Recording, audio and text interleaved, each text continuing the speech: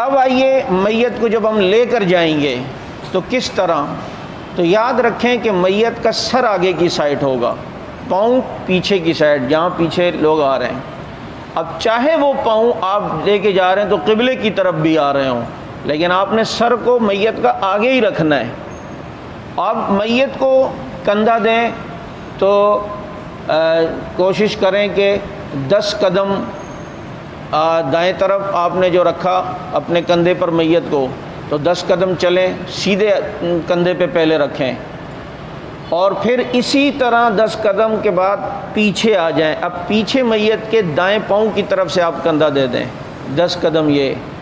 اب اس کے بعد آگے آ جائیں تو بائیں طرف سے میت کا بھی بایاں پڑے گا، آپ کا بھی بایاں ہاتھ پڑے گا، تو آگے کی طرف آپ نے اٹھایا اور 10 قدم چلے۔ اب پھر اسی 10 قدم کے بعد پیچھے آ جائیں، اور پھر پچھلی جو اس کی جو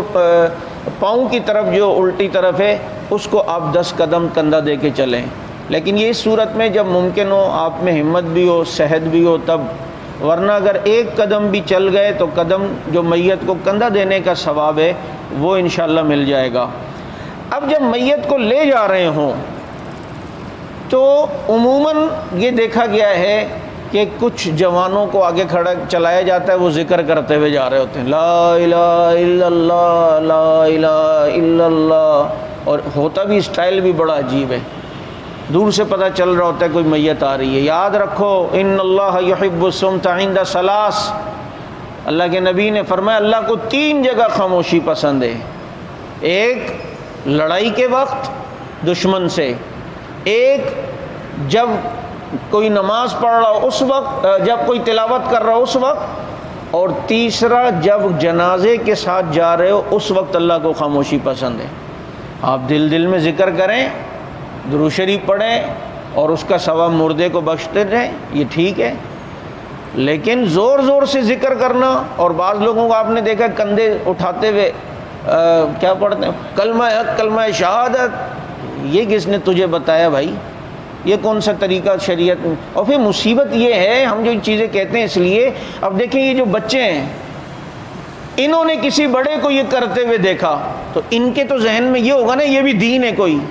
یہ بھی کوئی سنت ہوگا، یہ بھی کوئی دین کا حصہ ہے۔ یہی تو مصیبت ہے کہ جو چیز دین نہیں ہے اسے ہم جب دین کی طرح پیش کریں گے تو نئے لوگ تو یہی سمجھیں گے یہ بھی دین ہے، اور اسی کو بدعت کہتے ہیں، اور یہی چیز تو غلط ہے۔ اللہ کے نبی نے اسی سے تو منع فرمایا کہ جو کام دین نہیں ہے اسے دین کا حصہ بنایا جائے۔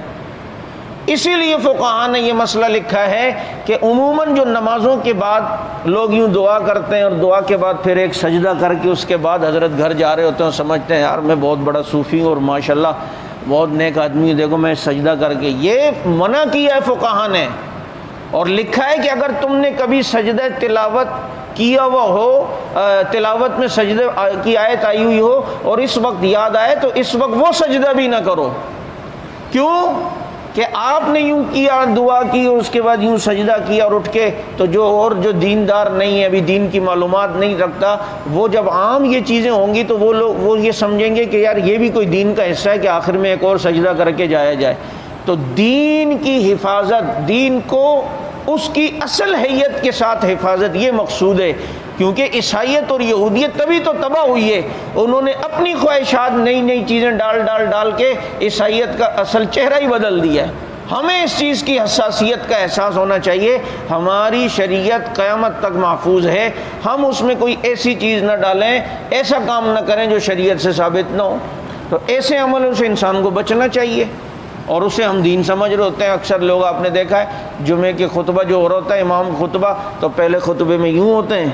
اور جب امام بیٹھتا ہے دوسرا خطبہ شروع کرتے ہیں حضرت یوں اتحیات میں ہو جاتے ہیں۔ تو جب امام نماز کے لیے کھڑا ہو تو سجدہ کر لیا کرو، کیونکہ رکوع کر لیا کرو، بلکہ نماز تو بیٹھ کے ہو ہی رہی ہے آپ کی۔ تو یہ آپ کو کس نے بتایا کہ پہلے خطبے میں یوں ہو پھر دوسرے خطبے میں یوں ہو جاؤ؟ یہ بھی تو اپنی طرف سے بنائی ہوئی چیزیں ہیں بھائی۔ جس طرح تحیات کی صورت میں بیٹھنا ہے اسی طرح پہلے خطبے میں بھی اور آخری خطبے میں بھی۔ ہاں خطبے میں یوں نہیں بیٹھنا چاہیے، یہ حدیث میں منع ہے کہ اس طرح آپ کی رانے پہلو کے ساتھ یہ نہیں ہونا چاہیے۔ بھلے آپ اگر نہیں بیٹھ سکتے التی پالتی مار کے بیٹھ جائیں، تحیات کی صورت میں بیٹھ جائیں، لیکن یہ صورت اور پھر یوں صورت یہ اپنی طرف سے بنائی ہوئی ہے۔ وضو کریں گے، وضو کرنے کے بعد پھر اشہد ان لا الہ الا اللہ، یہ انگلی بھی ہاتھ میں اوپر جاری ہوگی، اشہد ان لا الہ۔ بھائی جو حدیث میں آیا وہ صرف چہرہ آسمان کی طرف کرنا ہے، آسمان کی طرف کرنا ہے۔ اب اگر آسمان بھی جیسے وضو کیا ہے، اوپر چھت ہے، آسمان ہی نہیں نظر آ رہا، یہ نہیں ہے کہ گھر سے باہر، مسجد سے باہر نکل کے آسمان کو ڈھونڈ رہا ہے، بس وہ اوپر منہ کر لو وہی آسمان ہے، چاہے اوپر چھت ہو، آپ کے اور اللہ کے درمیان کوئی پردہ بیچ میں نہیں ہے۔ تو یوں جو انگلی پھر، اور عموماً جو اذان ہو رہی ہوتی ہے یا اقامت، اس میں مؤذن اشہد ان محمد اور اشہد ان لا الہ الا اللہ کہتا ہے، تو اس ٹائم یہ بھی انگلی اٹھائے گا، اشہد ان لا الہ الا اللہ۔ بھائی یہ شریعت نے صرف نماز کے ٹائم کا بتایا ہوا ہے، اس وقت کہ آپ اس وقت نماز کے ٹائم آپ اٹھا لیں، باقی وہ چیزیں آپ دین کا حصہ بنا رہے نہیں۔ ہاں تقریر کر رہے ہیں، واعظ کر رہے ہیں، کسی کو توحید کا درس دے رہے ہیں، اس وقت شہادت کی انگلی توحید کی بات کرتے ہوئے اٹھانا یہ سنت ہے کہ بھائی اللہ ایک ہے، ایک ہی ذات ہے، یوں اللہ کے نبی نے اشارے کیے ہیں اپنی شہادت کی انگلی سے۔ تو باقی وضو کے بعد یوں کر کے اشہد اللہ انگلی کیوں کرنا، پھر یہ اذان میں اشہد اللہ الہ سن کے یوں کرنا، اقامت میں اشہد اللہ الہ سن کے یوں کرنا،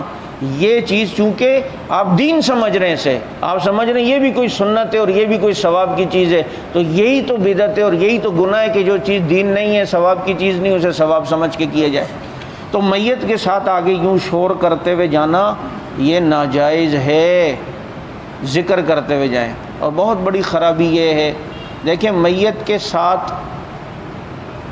جانے کا حکم اس لیے کہ انسان کو اپنی قبر یاد آئے۔ ایک تو یہ ہے کہ میت کی نماز جنازہ پڑھنا، اور ایک ہے کہ جنازے کے بعد تدفین تک ساتھ جانا۔ تو حدیث شریف میں آتا ہے اللہ تعالیٰ اسے 2 قیرات اجر دیتے ہیں،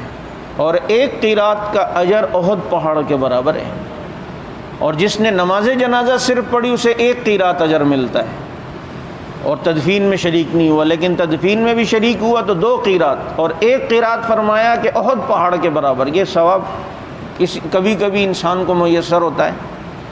تو اس میں انسان کو اپنی موت یاد کرنی چاہیے۔ اب جنازے کے ساتھ جا رہے ہوتے ہیں، میت آگے کندھا دے کے فارغ ہوا، اپنے دوسرے ہنڈی وال سے ملا اور شروع ہو گیا، اور گپیں لگ رہی ہیں، تالیاں بج رہی ہیں، کاروبار کی باتیں، اچھا یار وہ کیا ہوا دکان کا، وہ تمہاری جو چل رہا تھا، اس نے ہاں وہ تو او بھائی وہ ادھر دیکھ وہ میت ہے، اپنی میت کو یاد کرو کہ ایک دن اسی طرح کندھا لے کے جا رہے ہوں گے۔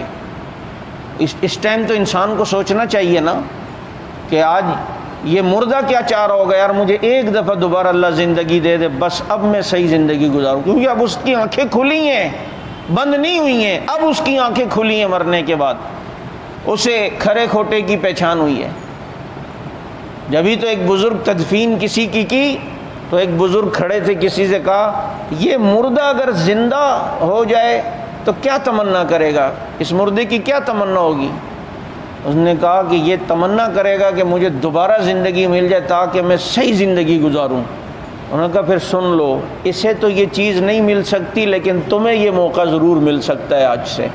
تم یہ دیکھ لو کہ اب اپنی زندگی کو نئے سرے سے گزاریں، کیونکہ موت یقینی ہے، پتہ ہی نہیں چلتا کس وقت کب ہو جائے۔ اچھا خاصے چلتے چلتے لوگ جوان بھی جا رہے ہیں، ہر وقت اپنے اعمال کا بیگ تیار رکھنا چاہیے، کسی وقت بھی سفر پہ نکل سکتے ہیں۔